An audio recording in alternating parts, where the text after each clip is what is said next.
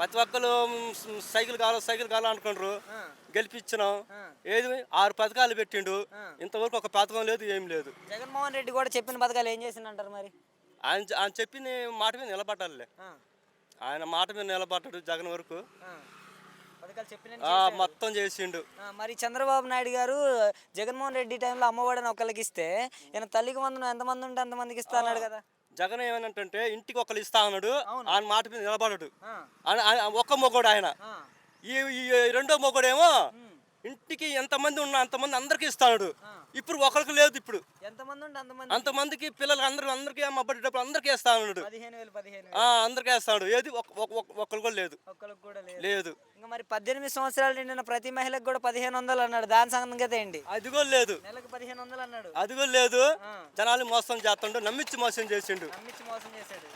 కసాయివాడు ఆ, గొర్రె పిల్లకి బాగా మేపిండు. ఆ, ఆ ద్వారా కసక్కని గొంతుకు వస్తుండు. ఆ. జనాలు కూడా అట్నే గొంతుకొసుకున్నట్టే లెక్క. జనాలను కూడా అంతే మోసం మోసం నమ్మించి మోసం